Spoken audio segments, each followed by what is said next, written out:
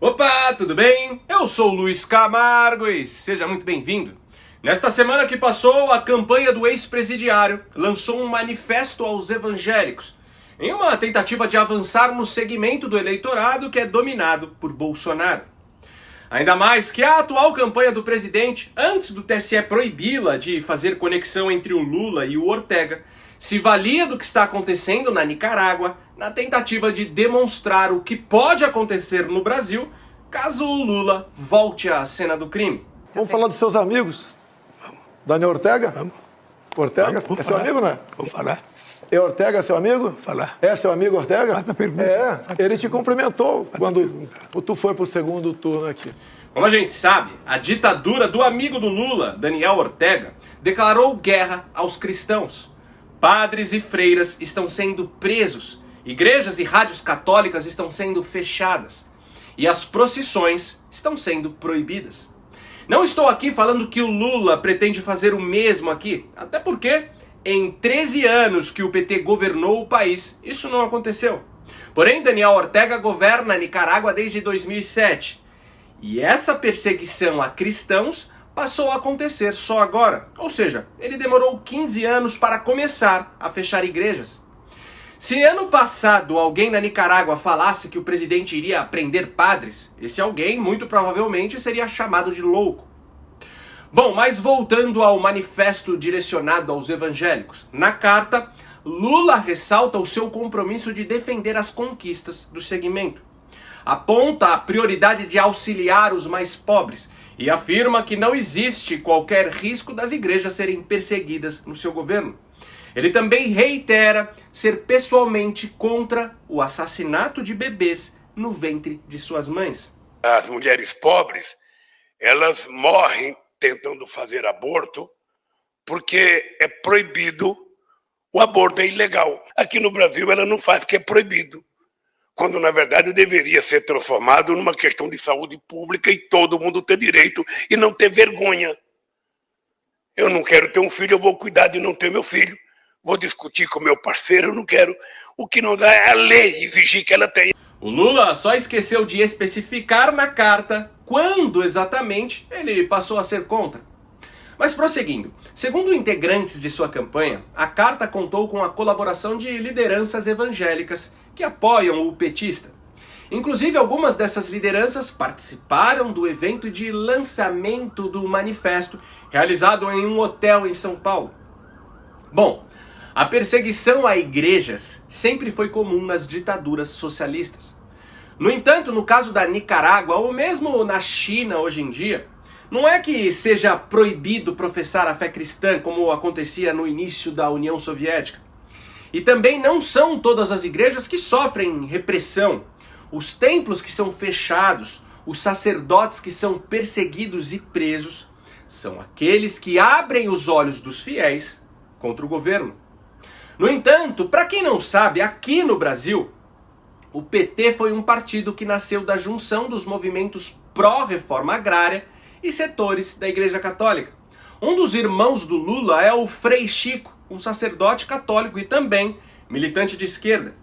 Em contrapartida, temos que entender que toda a formação ideológica da esquerda parte do pressuposto de que o homem natural não é um ser corrompido, mas é a sociedade que o corrompe.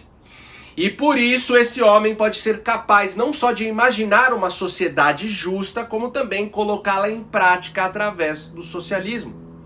Por outro lado, o cristianismo baseia-se justamente no fato de que o ser humano é naturalmente corruptível, que em decorrência do pecado original, a maldade passou a fazer parte da sua natureza, o incapacitando de uma autorredenção e que por isso carece de uma solução que venha de fora, que venha da atuação direta de um agente divino. A verdade é que no comunismo não existe religião e nem um Deus transcendente. Há somente o povo e o Partido Comunista, onde este, através de um Estado todo-poderoso, deve ocupar na vida de cada um o papel que caberia a Deus. Ou seja, declarar-se cristão de esquerda equivale a declarar-se um vegetariano carnívoro. Mesmo assim, existem no Brasil inúmeras lideranças católicas e evangélicas e cristãos em geral que se declaram de esquerda, que se declaram socialistas e, o que é pior, apoiam o Lula. Bom, quem me acompanha há mais tempo sabe que aos domingos eu gosto de trazer aqui reflexões teológicas, filosóficas, estudos bíblicos. Sendo assim, hoje vamos entender o que está por trás dessa dinâmica maligna que faz com que cristãos se tornem esquerdistas. Mas antes, é muito importante você já mandar seu like no vídeo e deixar um comentário qualquer, nem que seja só um alô mesmo, pois isso é fundamental para ajudar no engajamento do vídeo. Aproveita também e confere se você continua inscrito no canal, aciona o sininho das notificações e, se for novo por aqui, me dê essa moral e se inscreva no canal. Se desejar, dê um pause aí no vídeo para fazer todas essas coisas que já ajudam bastante. Feito? Então vamos lá.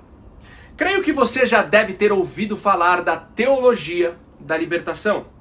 Para resumir rapidamente, a teologia da libertação nada mais é que uma das etapas do processo gramscista de dominação de todas as interfaces culturais da nossa civilização ocidental, incluindo a própria igreja, que ao longo da história foi e continua sendo o maior obstáculo a qualquer movimento revolucionário que pretende reorganizar o mundo de acordo com as aspirações humanas. Como falei, no comunismo não existe religião nem um Deus transcendente. Há somente o povo e o Partido Comunista, onde este, através de um Estado todo-poderoso, deve ocupar na vida de cada um o papel que caberia a Deus. Tanto que durante o século XX, toda a ditadura comunista foi marcada pela destruição das igrejas, perseguição aos cristãos e proibição do culto religioso. Mas essa foi a velha escola, não deu certo, o Muro de Berlim caiu e a Guerra Fria acabou. E Antônio Gramsci já havia ensinado lá atrás que a revolução não é mais travada à força, com armas em punho, mas de forma lenta e gradativa, dominando os meios culturais primeiro, para assim transformar as mentalidades das pessoas que passarão a compactuar com as prerrogativas revolucionárias sem oferecer resistência. Sendo assim, ao invés de eliminar a igreja, é muito mais eficiente se infiltrar nela e distorcer os seus ensinamentos, se infiltrar nos seminários para formar ministros que propaguem para os fiéis uma visão distorcida das escrituras, onde anunciam um evangelho pautado na luta de classes e um Jesus que mais se assemelha a um revolucionário marxista. E esse vírus da teologia da libertação permeia tanto na Igreja Católica como em algumas denominações protestantes evangélicas, recebendo o nome de teologia da missão integral. Lula, escutem o conselho. Lula, todos nós aqui presentes, desejamos de coração, que você realmente esteja em liberdade. Todos nós aqui presentes temos a convicção de que o aconteceu no Brasil foi um golpe. Então, eu me identifico absolutamente com a esquerda. Eu acredito na necessidade de um Estado que garanta direitos. Eu acredito na legitimidade de todas as lutas identitárias. Agora nós vamos convidar o pastor Agroval, que é da Frente de Evangélicos pelo Estado Democrático de Direito. Por favor, pastor. Companheiros, companheiras, irmãos e irmãs, eu quero nesse momento, em nome da Frente de Evangélicos pelo Estado de Direito, elevar a Jesus Cristo uma prece pela justiça, que exige agora a nossa desobediência civil. Exige que nós não nos curvaremos à injustiça, não nos curvaremos à subtração do direito.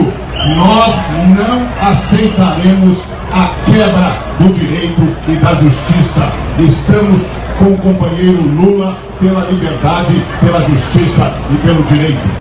Um grupo de nós, franciscanos, temos consciência de que um dos presidenciáveis mais cristãos que temos no Brasil é o presidente Lula. Essa corrente marxista cristã chamada de Teologia da Libertação ganhou corpo no Brasil durante o governo militar. E aqui teve como seus pais fundadores os teólogos Hugo Asman e Leonardo Boff, que é esse senhor aqui. E ele me disse, porque a gente tem muitos diálogos, que eu, ao chegar à presidência, se chegar pela eleição, é a última chance da minha vida de fazer uma grande revolução. Vou fazer, porque depois disso já estou velho demais, não posso. Então, vou fazer um discurso político para que todo mundo possa manter a unidade nacional, mas a prática vai ser radical. Bom, nesse vídeo eu não quero denunciar a prática da militância esquerdista dentro da igreja, seja católica ou evangélica. Meu intuito aqui é mostrar a base bíblica da teologia da libertação, para assim refutá-la no seu cerne.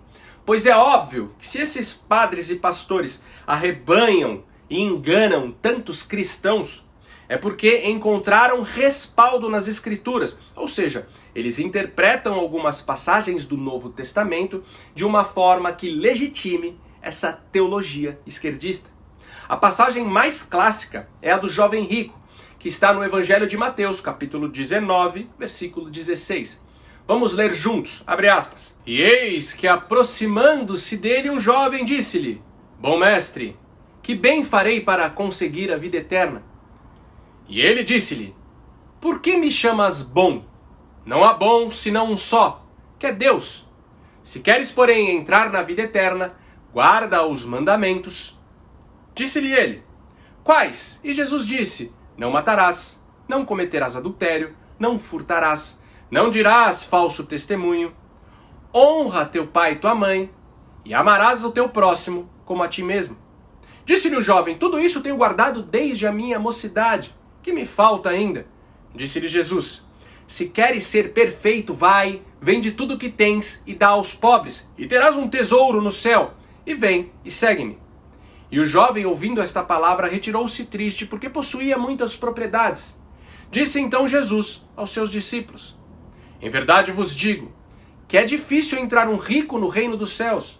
E outra vez vos digo, que é mais fácil passar um camelo pelo fundo de uma agulha, do que entrar um rico no reino de Deus. Os seus discípulos, ouvindo isto, admiraram-se muito, dizendo: Quem poderá, pois, salvar-se? E Jesus, olhando para eles, disse-lhes: Aos homens é isso impossível, mas a Deus tudo é possível. Fecha aspas. Apoiados nessa passagem, os arautos da teologia da libertação passam a defender que o Estado tem a prerrogativa de acabar com a pobreza e com as diferenças sociais através da redistribuição compulsória da riqueza, ou seja, tirar de quem tem para dar a quem não tem. E isso se faz ou através de uma tributação abusiva imposta pelo governo, ou através da total estatização dos meios de produção, assim como a gradativa eliminação da propriedade privada. Essa interpretação descontextualiza completamente uma das passagens mais profundas e importantes do Evangelho. Primeiro temos que entender que Jesus trata cada um de forma individual. Jesus entra nas áreas mais recônditas do nosso coração. Ele nos conhece melhor que nós mesmos. Provavelmente esse jovem rico colocava sua fortuna acima de tudo. O dinheiro para ele era um deus, ele era um idólatra. E esse é um pecado dos mais terríveis, que é quando algo que não seja Deus se torna um Deus a qual você dedica toda a sua existência. O jovem rico não era mais dono do seu destino, era o dinheiro que ditava sua vida. Por isso Jesus pede para que ele doe tudo aos pobres. Esse ato o curaria, seria algo libertador para aquele jovem hebreu que era escravo de suas posses. Mas o fato é que Jesus realmente abomina aqueles que egoístamente juntam apenas para si, negligenciando as dificuldades do seu próximo. É óbvio que aquele que tem muito deve ajudar quem não tem nada. Essa é uma premissa cristã e não do socialismo. Não podemos conceber um cristão que olha com indiferença para as necessidades do seu próximo. Amar o próximo não é um sentimento, é uma atitude prática que exige abnegação.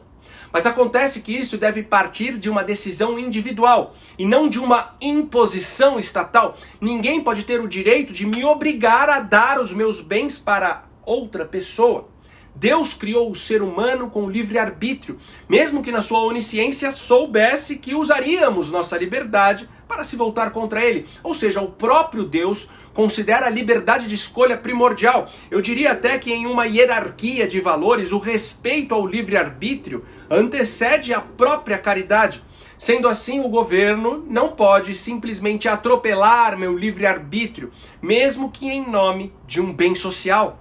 A caridade no contexto cristão deve ser sempre espontânea e jamais compulsória.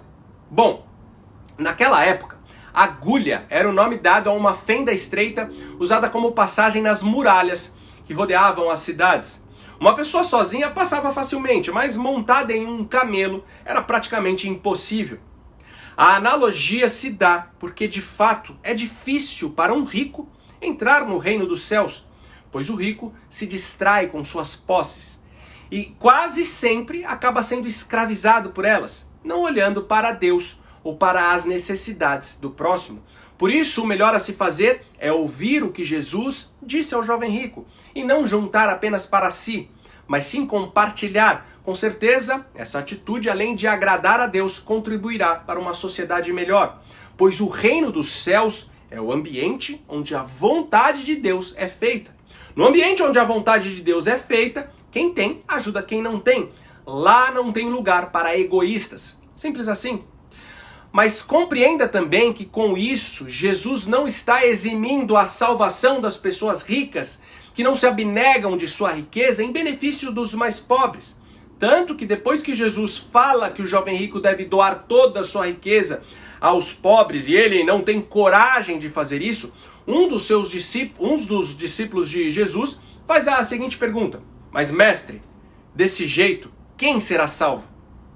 Como quem diz, desse jeito tá difícil, Senhor, os parâmetros do reino de Deus são elevados demais para nós. E eis que Jesus simplesmente responde: sim, ao homem é impossível, mas para Deus tudo é possível. Ao homem é impossível, mas para Deus tudo é possível. Nessa fala extraordinária de Jesus, ele resume a graça divina, onde não somos salvos através dos nossos esforços para cumprir o que Deus nos pede. Somos salvos pela sua generosidade. A prerrogativa da salvação está em Deus e não nos homens. O homem deve sim fazer tudo o que Deus determina, mas não como uma forma de cumprir critérios para ser salvo, mas sim por amor. A caridade só tem valor moral se for um fim em si mesmo. A caridade não deve visar absolutamente nada em troca, muito menos a nossa salvação. Agora vamos para a segunda passagem, que é usada também aí como fundamento para a teologia da libertação, que está em Mateus 6,19. Abre aspas. Não ajunteis tesouros na terra, onde a traça e a ferrugem tudo consomem, e onde os ladrões minam e roubam, mas ajuntai tesouros no céu, onde nem a traça nem a ferrugem consomem, e onde os ladrões não minam nem roubam. Porque onde estiver o vosso tesouro, aí estará também o vosso coração. Fecha aspas. De fato, devemos acumular riquezas nos céus, e não neste mundo, onde tudo está fadado a perecer. Buscai o reino de Deus em primeiro lugar, que todas as coisas lhe serão acrescentadas. Ou seja, devemos ter sim uma vida abnegada em favor do próximo. Devemos ser generosos. Muitos pastores, principalmente os adeptos da teologia da prosperidade, amenizam essa passagem, dizendo que Deus não está condenando aqueles que juntam muito dinheiro, mas sim os que têm amor ao dinheiro. Balela. Deus está sendo claro: não acumulais, pois ali estará o seu coração. Ele não abre espaço para nenhum porém. Ele está dizendo que aquele que acumula muito, inevitavelmente fica com seu coração em suas posses. Acaba confiando mais na sua riqueza do que em Deus. Só que é aí que os teólogos esquerdistas se aproveitam para condenar o capitalismo e favorecer um regime socialista que promete distribuir a riqueza igualitariamente. Quando na prática sabemos que não se distribui a riqueza, mas sim a pobreza. O problema todo se dá porque eles passam por cima de um ponto crucial dessa passagem. Na época de Jesus, o sistema econômico era diferente. A economia era algo estático. O dinheiro era uma fonte esgotável. Não existia inflação. Uma pessoa que juntasse muito para si e guardasse suas riquezas em um depósito impedia que outras pessoas pudessem ter acesso a parte dessa riqueza. Nos dias de hoje, o dinheiro não é mais uma fonte esgotável. O fato de uma pessoa ter muito não tira a oportunidade de outra também ter. Uma pessoa muito rica, por mais egoísta que seja, ela compra produtos, ela exerce um papel ativo no mercado e ela faz a economia movimentar, gerando riqueza e beneficiando toda a sociedade. Ninguém guarda seu dinheiro embaixo do colchão ou em um depósito como os ricos faziam na época em que os evangelhos foram escritos. Hoje existe inflação. Investimos nosso dinheiro e mesmo uma aplicação tosca em um banco qualquer também movimenta a economia e acaba beneficiando indiretamente outras pessoas. Temos que parar de olhar os ricos com maus olhos. Isso é patético.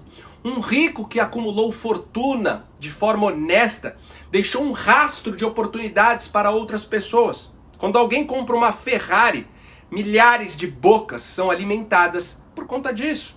Em um sistema capitalista de livre mercado, ninguém fica rico sem contribuir para com toda a sociedade.